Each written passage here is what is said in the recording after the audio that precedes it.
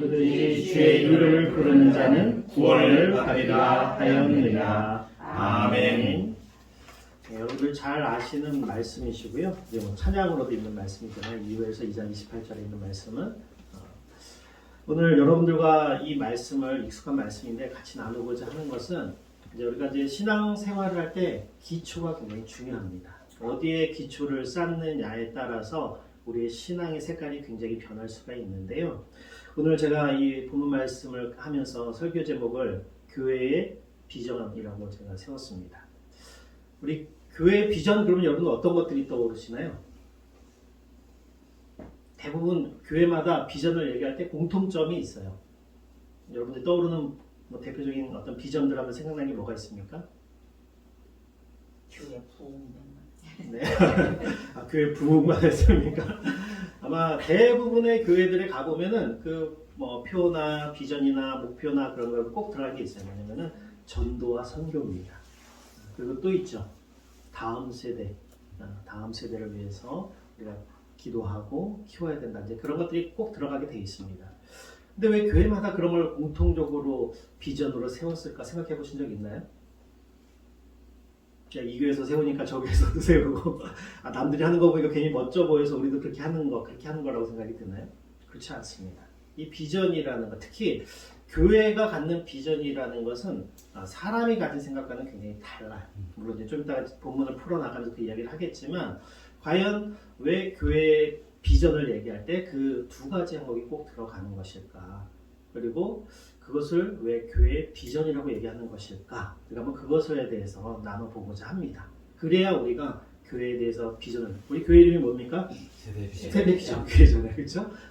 우리 교회 어디 가서 얘기할 때 비전이 뭐야? 얘기할 때 그냥 쉽게 떳떳하게 얘기할 수 있지 않겠어요? 그렇죠? 네. 그래서 오늘 그 말씀을 한번 살펴보려고 하는데요. 오늘 사도행전 2장 14절에 보면은 이제 베드로가 첫 설교를 하는 장면이 나옵니다.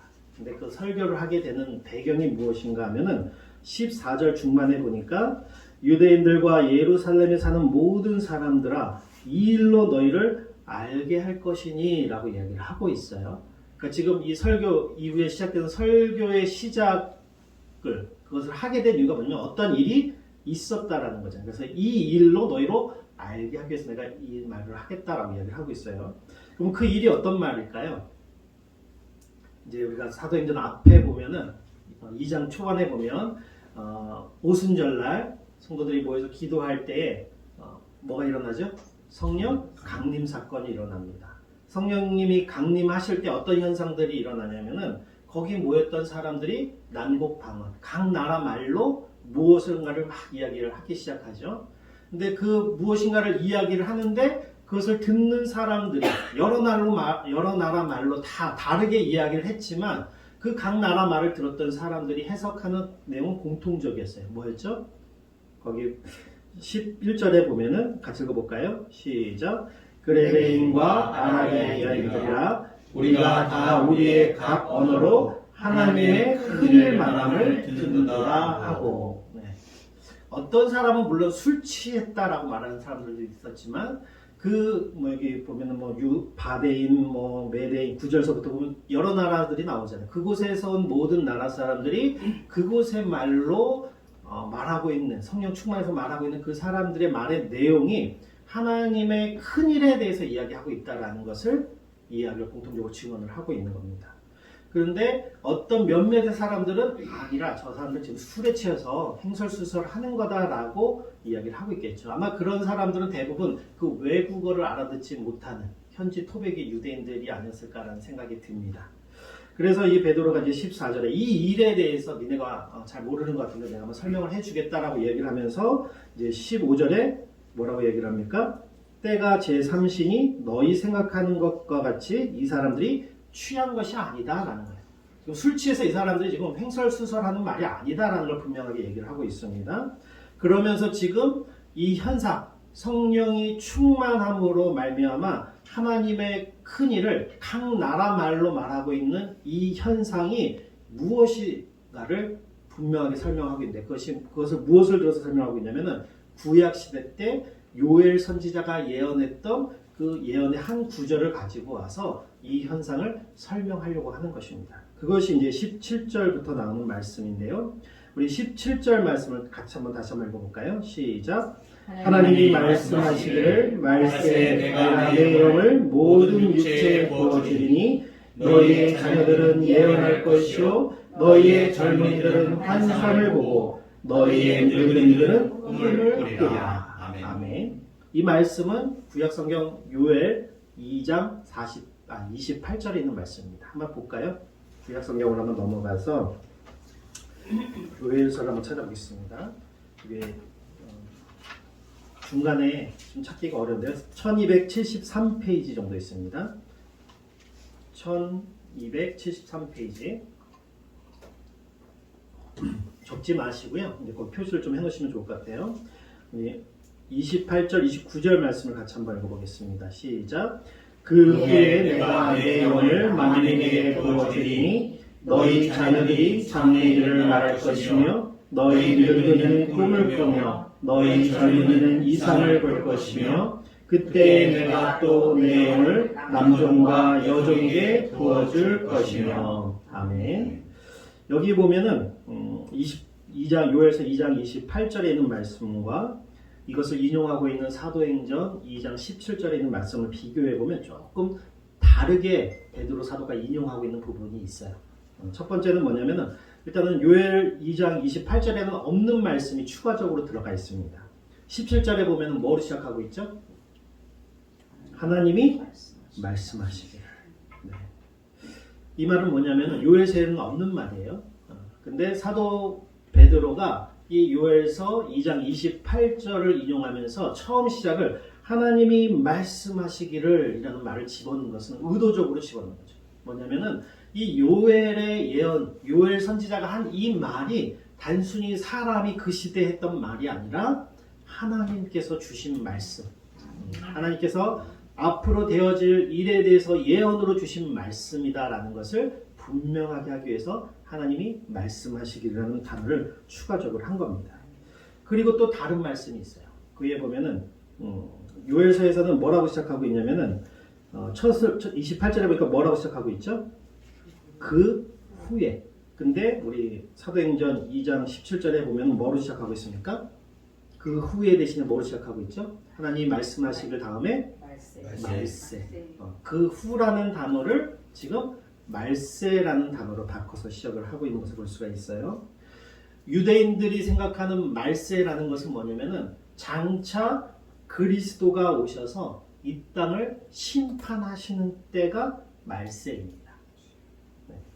근데 지금 베드로는 그 후에, 그러니까 앞으로 메시아가 오시면 이런 일이 일어날 것이다 라고 이제 요엘의 입장에서는 앞으로 장차 되어질 일에 대해서 이야기를 한 거잖아요. 그러니까 그 후라고 얘기를 한 겁니다. 근데 베드로의 입장에서는 뭐예요? 이미 예수 그리스도가 이 땅에 오시고 그리고 죽으시고 부활하셔서 승천하심으로 지금 오순절날 성령님을 보내주시는 이 사건이 일어나는 이때가 뭐다? 말세다라는 거죠. 아까도 말씀드렸지만 말세라는 게 뭐라 그랬어요? 유대인들 생각하는 거는 메시아가 오셔서 이 땅을 심판하시는 때가 말세라고 했잖아요. 근데 지금 베드로가 말세라는 단어를 쓰고 있습니다. 지금 예수님께서 오셔서 이 땅을 심판하셨나요? 안 하셨나요? 아직 안 하셨잖아요. 그렇죠? 근데 말세라는 단어를 쓰고 있어요. 우리가 이거는 구약과 신약에 있어서 말세의 의미를 잘 이해를 하셔야 돼요. 구약에서의 그 선지자들이 입장에서 볼 때 말세는 먼 훗날 어느 순간에 이루어질, 그렇죠? 굉장히 멀리서 바라보는 시점에서 일어나는 때입니다. 그러다 보니까 이 말세라는 것이 초림과 재림이 하나로 보입니다. 너무 멀리서 보다 보니까. 우리가 여기서 이제 관악산을 바라보면 관악산의 봉우리가 여러 가지잖아요.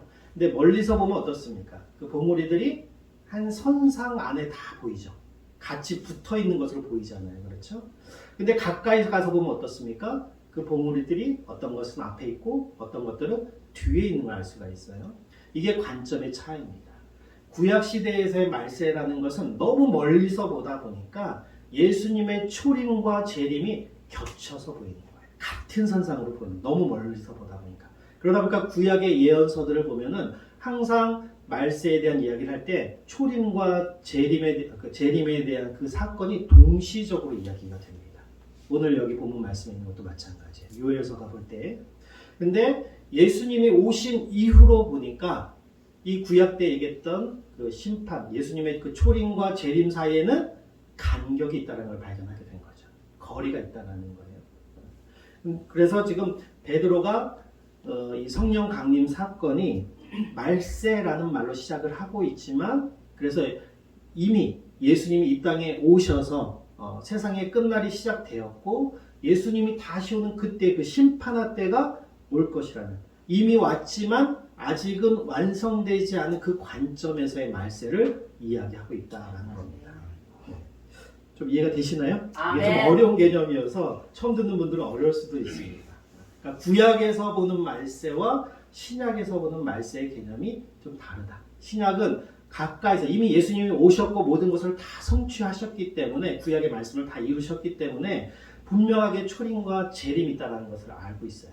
그리고 우리는 그 사이를 살고 있는 사람들이다라는 걸 분명히 알고 있는 관점에서 이 말세를 이야기를 하고 있는 거고, 구약에서는 초림과 재림이 겹쳐 보이기 때문에 항상 동시대적으로 일어나는 것처럼 언급을 하고 있다는 것을 우리가 볼 수가 있습니다. 어쨌거나 지금 이 베드로 선지자가 이 요엘서를 인용하면서 그 후에라는 말을 말세라는 말로 적용을 하면서 지금 이 오순절 성령 강림 사건, 이 사건은 말세를 알리는 시작이다라는 것, 말세의 시작을 알리는 사건이다라는 것을 이야기를 하고 있는 겁니다. 그리고 그 말세가 결국엔 누구와 연관 지어지는 겁니까? 예수 그리스도의 초림과 재림에 연결이 되어진다는 것이죠. 우리가 오순절 성령 강림 사건은 이미 시작된 말세의 시작을 알리는 것과 동시에 예수 그리스도의 재림 때까지 아직은 완성되지 않은 그 심판의 때, 그 사이에 우리가 살고 있다는 것을 알려주는, 이미 시작되었고 그것이 완성되는 때까지 진행되어져 가고 있다는 것을 알려주는 아주 중요한 사건이 뭐냐? 오순절 성령 강림 사건이다라는 것입니다. 지금 우리는 예수님이 재림하셔서 마지막 심판하는 그때까지 뭐하는 시대냐면은 성령님이 이곳에 임함으로 해서, 우리 가운데 거하심으로 임함으로 인해서 우리는 교회라는 시대를 살고 있고, 이 교회를 통해서 마지막 추수의 시기를 살고 있다라는 것을 말하고 있는 것입니다. 이거는 이제 조금 더 우리가 뒤로 갈수록 좀 더 분명해지게 나타날 텐데요.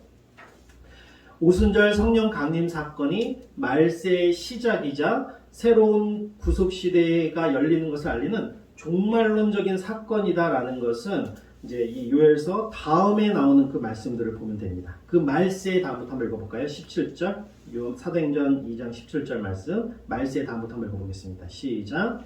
내가 내 영을 모든 육체에 부어주리니 너희의 자녀들은 예언할 것이요 너희의 젊은이들은 환상을 보고 너희의 늙은이들은 꿈을 꾸리라 라고 이야기를 하고 있습니다. 이 말세에 일어나는 일이 뭔가 얘기를 하고 있죠. 어떤 일이 일어난답니까? 내가 내 영을 누구에게? 모든 육체에게 부어주신다라고 말하고 있어요. 여기 모든 육체라는 건 누가 포함이 될까요?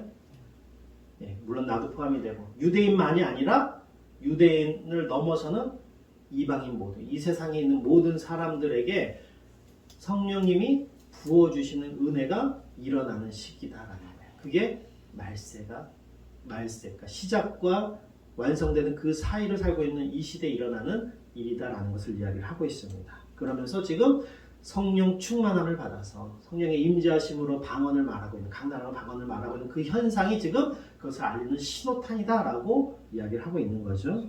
네. 그러면서 이제 이 모든 육체를 지금 세 부류로 나누고 있어요. 어떻게 나누고 있습니까? 너희의 자녀, 그 다음에 너희의 젊은이, 너희의 늙은이, 세 부류로 나누고 있는데요. 그러니까 쉽게 얘기하면 이제 나이 순으로 나누고 있죠. 예. 그러니까 나이에 상관없이 성령을 받을 수 있다라는 거예요. 그러니까 모든 사람, 모든 육체에는 나이의 구분이 없다라는 겁니다.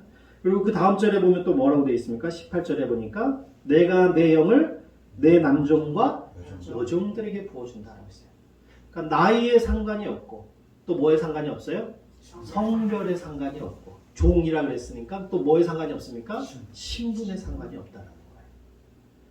성령님이 예수 그리스도께서 성육신하시고 죽으심으로 이루신 그 구속의 사건으로 말미암아 이제 성령님이 오시게 되었고, 그 성령님이 오심으로 말미암아 이제 새로운 시대가 열리게 되었는데, 그 새로운 시대에는 나이와 상관없이, 성별과 상관없이, 신분에 상관없이 그 누구든지 성령님을 받아 누릴 수 있는 그러한 시대가 열렸다라는 것입니다. 근데 이 사람들이 이제 성령을 받으면서 나타나는 현상이 있죠. 뭐라 그러니까 너희의 자녀들 뭐래요? 예언을 하고, 너희의 젊은이들은 뭐랍니까? 환상을 보고, 너희의 늙은이들은 꿈을 꾼다라고 되어 있어요. 구약 시대의 이 환상, 꿈 또는 예언, 이거는 선지자들이나 하는 아주 제한된 특별한 사람들이나 하나님의 뜻을 받아서 대언하는, 하나님의 뜻을 나타내는 수단으로서 주어진 것이 뭐냐면 꿈과 예언과 환상과 같은 것들이었어요. 근데 이것이 신약 시대에 오면서 예수님의 그 구속사역과 성령님의 오심으로 말미암아 이제는 누구나 할 수 있는, 어떤 특별한 몇몇 사람들만 깨달아 알아서 말할 수 있는 것이 아니라 누구나, 성령을 받은 사람이라면 누구나 깨달을 수 있고 누구나 말할 수 있는, 누구나 볼 수 있는 그런 일이 되었다는 것입니다. 예언, 환상, 꿈, 이 모든 것들은 같은 걸 얘기를 하는 거예요. 뭐냐면 하나님의 계시의 방편입니다. 아멘. 하나님의 계시라는 게 뭐예요? 하나님의 뜻을 나타내는 게 계시입니다. 그렇죠? 구약 시대에는 하나님의 뜻을 아는 것이 어려웠어요. 왜냐하면 몇몇 특별한 사람들이 말해주지 않으면, 깨달아서 말해주지 않으면 알 수가 없는 것이 하나님의 뜻이었어요. 하나님의 계시를 받은 사람들조차도 그 뜻이 너무 미래의 것들, 너무 앞의 것들을 예언하는 것이다 보니까, 바라보게 되는 것이다 보니까 분명하게 알지 못했어요. 그래서 요엘 선지자가 이 성령 강림 시대가 올 때에 그것을, 그 환상을 보면 그것을 예언하면서도 뭐라 그래요? 장차 그 후에는 초림과 재현을 구분하지 못할 만큼 그냥 같은 통째로 하나로 그냥 묶어서 볼 수밖에 없게끔, 어떻게 보면은 우리 성경에 있는 그 말씀처럼 마치 뭔가에 가려서 희미하게 보듯이, 우리 옛날 거울, 요즘 거울 말고 옛날 거울을 보듯이 뭔가 선명하게 보이는 것이 아니라 어렴풋이 보이는 그 정도밖에 몰랐다는 거죠. 근데 성령님이 임하심으로 인해서 신약 시대를 살고 있는 우리에게는 그 모든 내용들이 너무나 분명하게 깨달아지고 너무나 분명하게 볼 수 있게 되었다라는 겁니다. 구약의 그 어떤 선지자보다, 심지어 모세, 그 위대한 모세보다도 오늘을 살고 있는 우리 성도들이 하나님의 뜻에 대해서는 어떻게 해야 돼요? 더 분명하고 더 완벽하게 알고 있다는 거죠. 그것이 무엇을 통해서 나타나고 있습니까? 성경 말씀을 통해서 이제는 예수 그리스도를 통해서 이 계시가 완전히 충족되어지고 완성되어졌다는 거예요. 그래서 이제는 우리는 초림과 재림이 동시적으로 일어나는 것이 아니라 구분되어져서 이미 왔지만 아직 완성되지 않은 그 시대를 우리가 살고 있다. 그것이 말세다라는 것을 우리가 깨닫고 있다는 것입니다. 과거에는 비밀이었어요. 아무나 할 수 있는 내용이 아니었습니다. 우리가 알고 있는 이 모든 내용들이. 그러나 지금은 누구나 성령을 받고 예수 그리스도를 믿는 사람이라면 누구나 알 수 있고 깨달을 수 있고 증언할 수 있는 비밀이 아닌 비밀이 되었다라는 것입니다. 우리 18절 말씀 다시 한번 볼까요? 18절 말씀 시작. 그때 내가 내 영을 내 남종과 여종들에게 부어주리니 그들이 예언할 것이요. 여기에 보면 우리 앞에는 자녀, 젊은이, 늙은이를 얘기할 때 앞에 수식어가 뭐로 되어 있었습니까? 너희예요. 그렇죠? 근데 여기 남종과 여종을 이야기할 때는 수식어가 뭡니까? 네, 나의 것이다. 여기서 나가 누굴까요? 베드로일까요? 요엘일까요? 하나님. 그렇죠? 하나님의 남종과 하나님의 여종. 그 얘기는 뭡니까? 예수 그리스도를 믿음으로 말미암아 하나님의 자녀가 된 모든 남자와 모든 여자를 가르치는 것이죠. 우리가 오늘은 이제 남녀가 어느 정도 그렇죠? 평등한 시대에 살고 있지 않습니까? 근데 이 시대만 해도 여자와 아이들은 사람의 계수에도 들어가지 않는, 어떻게 보면 인격적으로 사람으로서 대우를 못 받는 시대에 살고 있었죠. 근데 성령이 오심으로 말미암아 그 성령이 나이에 상관없이, 신분에 상관없이, 성별에 상관없이 그 누구에게나 공평하게 주어진다는 거예요. 어떤 사람들에게? 21절 한번 볼까요? 21절 말씀 읽어보겠습니다. 시작. 누구든지 주의 이름을 부르는 자는 구원을 받으리라. 아멘. 어떤 사람들이 받는다고요? 누구든지 주의 이름을 부르는 자. 주의 이름을 부른다는 게 단순히 주여 하고 부르는 걸 얘기하는 걸까요? 아니요. 아닙니다. 로마서에 보면은 주의 이름을 부르는 자 뒤에 뭐냐면은 그 반대사는 뭐라고 하냐면 믿지 않는 자라고 얘기하고 있어요. 그렇다 그러면 부르는 자는 뭘 얘기하는 겁니까? 믿는 자를 얘기하는 거죠. 예수 그리스도를 믿는 자는 남자건 여자건 나이가 많건 젊은이건 아이건 신분이 높건 낮건 상관없이 다 구원을 얻는다. 이게 복음 아닙니까? 아멘. 옛날 같았으면 여자나 아이는 구원의 대상도 아니다라는 거예요. 니네가 무슨 구원이냐 라고 말할 수 있어요. 유대인이 아니면 구원의 대상에 들어오지 못하는 거예요. 그렇죠? 높은 사람, 천민들, 뭐 사마리아인들, 그렇죠? 너네에게 무슨 복음이? 유대인들이 이방인들 향해 하는 말이 뭡니까? 너희는 지옥의 때가. 그렇게 얘기할 정도. 그들은 구원과 전혀 상관이 없는 사람들이었어요. 그러나 예수 그리스도께서 구원의 사역을 이루시고 승천하시고 성령님을 보내주심으로 말미암아 누구든지 예수 그리스도를 믿는 사람은, 그의 이름을 부르는 사람은 이 구원의 반열에 오를 수 있게 된다. 이것이 말세의 시작을 알리는 복음의 메시지예요. 19절, 20절에 보면은 이제 그날 이제 말세 주님이 재림하실 때 일어날 여러 가지 두려운 현상들에 대해서 이야기를 하고 있어요. 그러나 지금 사도 베드로가 성령 강림 사건을 이야기하면서 지금 말세가 시작되었는데 이 말세는 심판, 곧 완성될 심판을 가리키는 것이기도 하지만 베드로가 요엘 선지자의 이 예언을 통해서 정말로 강조하고 싶고 말하고 싶은 것은 그 심판에 대한 두려움이 아니라 그 심판을 면할 수 있는 방법, 누구든지 주의 이름을 부르는 자는 구원을 얻을 수 있다는 이 사실을 말해주고 싶으신 거다라는 것입니다. 이것이 이제 이 말의 이 요엘 선지서를 인용하는 가장 큰 핵심적인 내용인데요.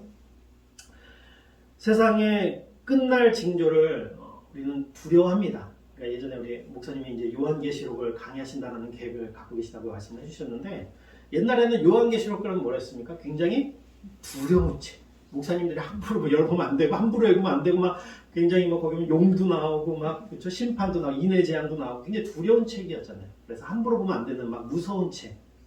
제가 어렸을 때 80년대만 해도 그때 막 오맨 뭐 그런 영화, 그다음에 뭐 666 미국에서 그 세대주의 종말론이 들어와서 굉장히 공포를 조성하고 뭐 요즘에도 나오죠. 뭐 바코드 맞으면은 666인을 맞는 거다. 뭐 예전에 무슨 베리칩인가요? 그렇죠? 뭐 몸에 씹는 거 뭐 그런 거 하면은 사탄의 종이 뭐 그런 얘기들 막 있었고 막 두려움을 주고 막 그랬었거든요.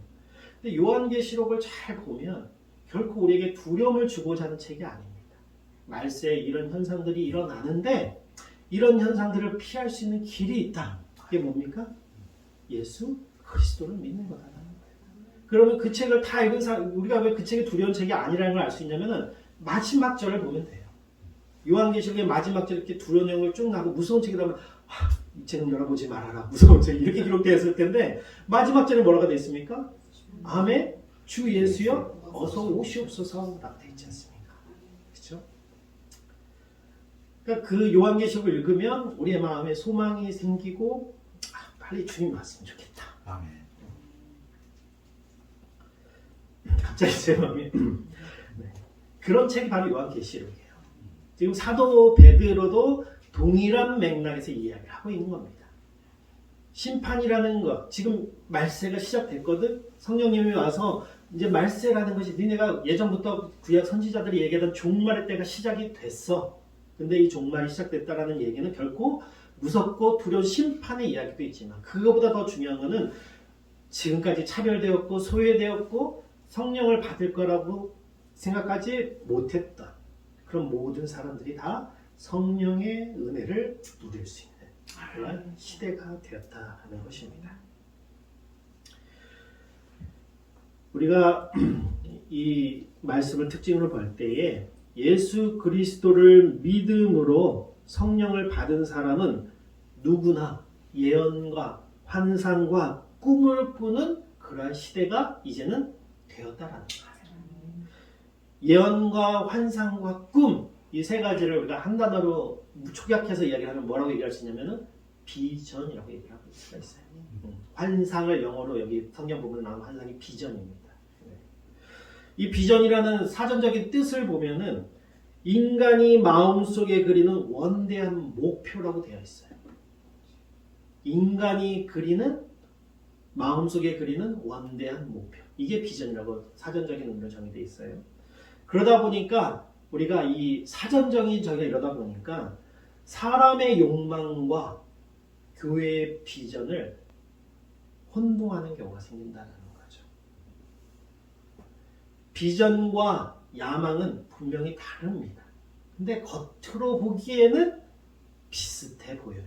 네. 야망이라는 건 뭡니까?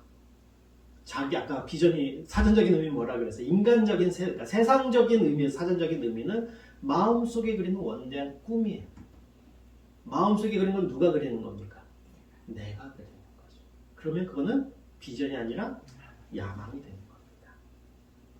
자기 자신에게서 나오고 자기 중심적이고 스스로에게 동기를 끊임없이 부여하고 있는, 이건 내가 꼭 이뤄야 되는 거야. 이걸 얻으면 내가 무엇인가 행복해질 수 있고 만족감을 누릴 수 있는 무엇인가 라는 거로 간다 그러면 그것은 비전이 아니라 야망이다라는 거죠. 그래서 그 야망의 종국은 결국 뭐로 향하게 되어 있냐면은 자신의 영광이 최종 목표예요.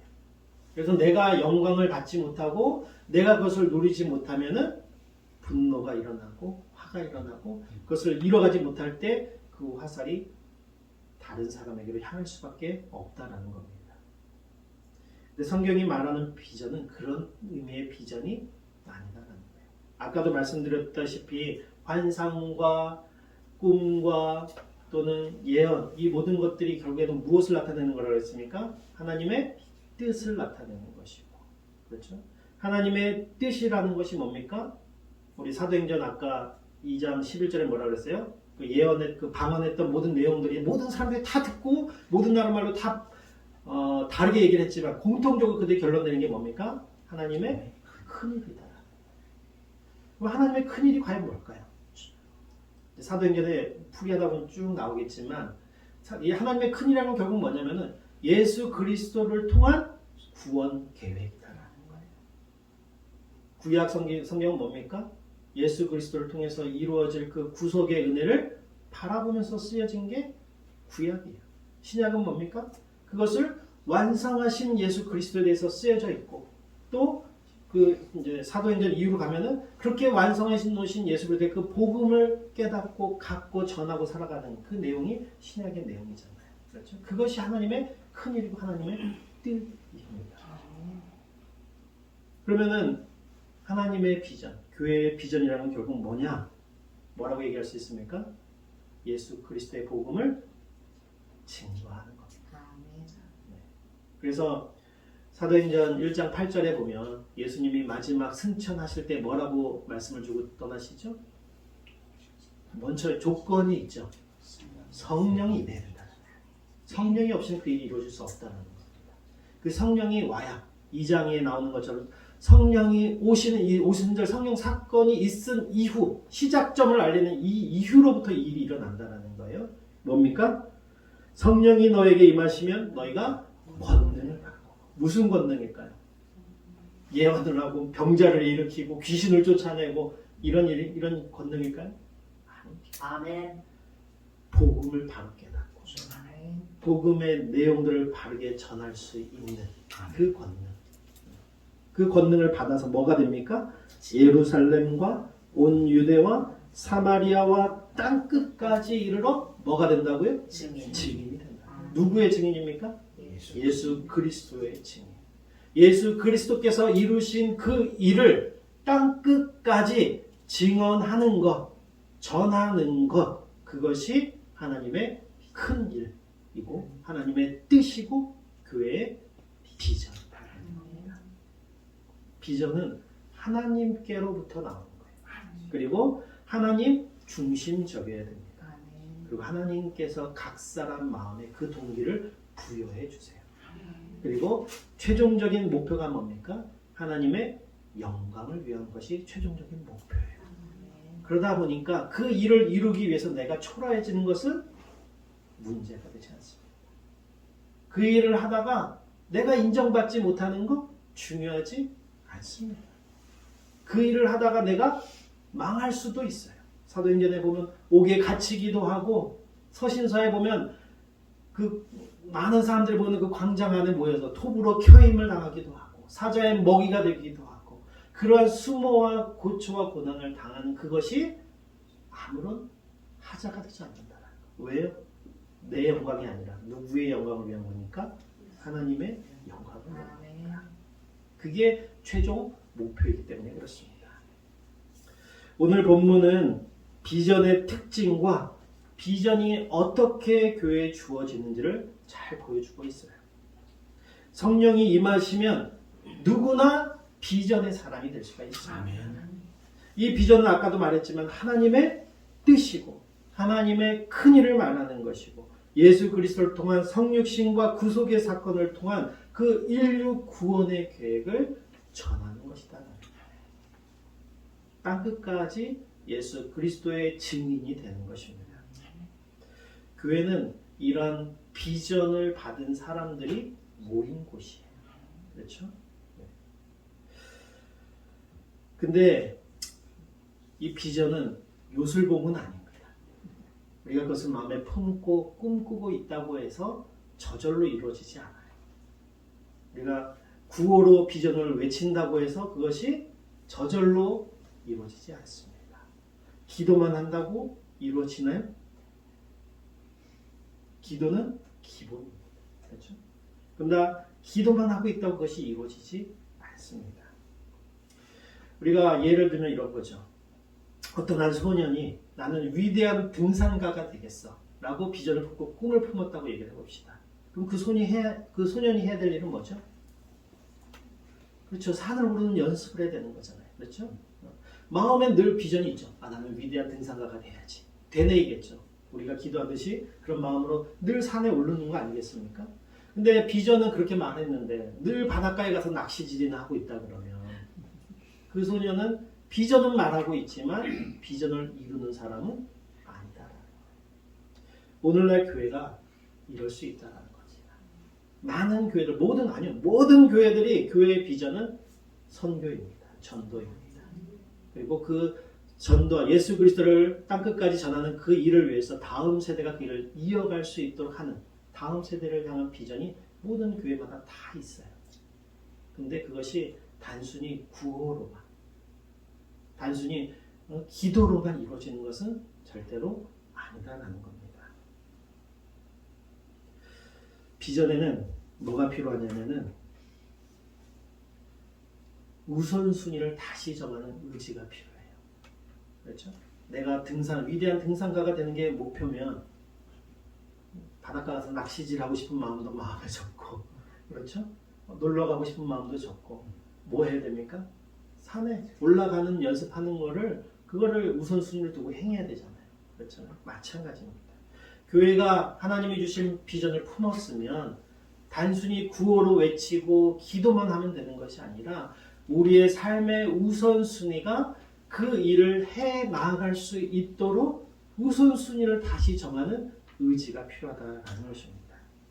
그리고 그것을 위해서 나의 다른 것들을 도려내고 잘라내는 희생이 필요하다는 겁니다. 비전이라는 것은 단순히 부푼 어떤 꿈이 아니에요. 10,000명을 전도하고 20,000명을 전도하고 세계 만 개의 민족을 구원하는 그건 어떤 원대한 포부 그것만으로 끝나는 것이 아니다라는 겁니다. 우리의 삶을 도려내는 수고가 필요해요. 전도를 하려면 뭐가 필요합니까? 우리 이제 전도 집회 하잖아요. 뭐가 필요하죠? 뭐가 필요한지 모르십니까? 첫째 뭐가 필요합니까? 사람이 필요하죠. 어떤 사람이 필요합니까? 그렇죠. 복음을 전할 사람이 필요합니다. 근데 복음을 전하는데 물론 맨입으로 가서 복음을 전할 수도 있지만 요즘 맨입만 갖고 됩니까? 안 되죠. 그 사람을 구슬려 삶아서 교회를 들으려면 어떻게 해야 됩니까? 그렇죠. 내 주머니에 뭐가 나와야 그렇죠. 물질적인 헌신이 들어가야 전도도 이루어지는 겁니다. 그렇잖아요. 우선순위가 바뀌어야 돼요. 우리 목사님 아침에 설교하셨지만 우리 2,000개 그 뭐죠? 전도용품 마친 거 벌써 1,000 몇백 개가 나갔다고 그랬잖아요. 그 휴지 하나가 다 돈 아닙니까?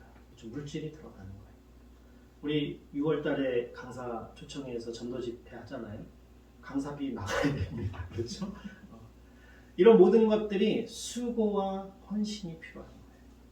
단순히 그냥 나는 우리 교회 전도를 위해서 우리 다음 세대를 위해서 기도해야지. 기도 당연히 중요해요. 기본입니다. 그거는 기본이고 그 일을 위해서 필요한 물질도 필요한 것이고 여러분들의 시간도 필요한 것이고 여러분들의 헌신과 노력도 필요한 것이다. 그것이 없이는 비전이라는 것은 허울뿐인 것이 될 수밖에 없다라는 것입니다. 교회가 비전을 이루어 간다라는 것은 수고와 인내와 희생이 필요합니다. 남이 대신해 줄 수 있는 것이 아니다라는 거예요. 같이 헌신하고 같이 고생하고 그 일을 하라고 우리에게 성령을 부어주셨다는 사실, 확신을 가지고 우리를 이 교회, 제가 이 교회에 왜 왔는지 우리 목사님이 같이 사역해보자고 저를 왔지만은 저는 하나님이 보내셔서 왔다고 생각합니다. 여러분들 각자 다 의지를 가지고 이곳에 모여갔지만 하나님이 계획이 있고 뜻이 있어서 이곳에 보내신 줄을 믿습니다. 하나님의 뜻이 뭐예요? 이 교회를 통해서 복음을 전하게 하시는 겁니다. 그리고 우리 세대 땅끝까지 못 전할 수 있잖아요. 그럼 어떻게 해야 됩니까? 우리 다음 세대가 전할 수 있도록 그것을 준비시키는 일을 하는 거예요.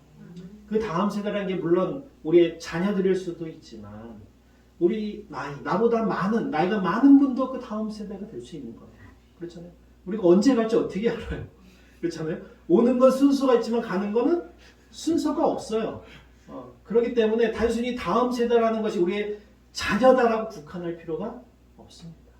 나보다 나이가 많으신 분도 다음 세대가 될 수 있어요. 아직 복음을 전해 듣지 못한 그들을 이 교회로 데리고 와서 그들에게 복음을 들려주고 그들도 역시 우리와 같이 비전의 사람으로 비전을 품고 복음을 증거하는 그 일을 행할 수 있도록 하게 해주는 것, 그게 우리 교회가 품어야 될 비전이다라는 것입니다. 사랑하는 성도 여러분, 성경에 보면 꿈이 없는 백성은 망한다라고 되어 있습니다. 비전은 주어져 있어요. 그 비전을 갖고 살아가지 못하는 사람은 망하는 사람입니다. 세상적으로는 성공하는 것 같고 세상적으로는 물질을 아끼는 것 같지만 하나님 앞에 섰을 때 망한 사람입니다. 하나님이 성령이 임한 사람에게 뭘 이미 주셨어요? 비전을 주셨어요. 꿈을 주셨습니다. 환상을 주시고 예언을 주셨어요. 어떤 일을 해야 될지 주셨습니다. 나이가 많다고 포기하지 마십시오. 나이가 어리다고 무시하지 마십시오. 나이가 어리든 나이가 많든 남자든 여자든 여러분들이 돈이 많든 돈이 적든 사회적인 신분이 높든 낮든 그것과 상관없이 예수 그리스도를 믿음으로 성령을 받은 사람은 이미 무슨 사람? 비전의 사람이다. 성경에 이런 말씀이 있죠. 눈물을 흘리며 씨를 뿌리는 자는 기쁨으로 거두리로다. 아멘. 주님 앞에 영화롭게 되는 그날, 우리가 그 날을 바라보면서 오늘 복음의 씨를 뿌리는, 때로는 그것이 눈물로 뿌리는 씨앗이 될 수 있을지언정 결국에는 우리가 그것을 기쁨으로 거두게 될 것이라는 확신을 가지고 복음을 전하는, 그리고 복음을 다음 세대에게 전해줄 수 있는 비전을 가진 사람, 우리 세대 비전 교회가 되기를 진심으로 축원합니다. 아멘.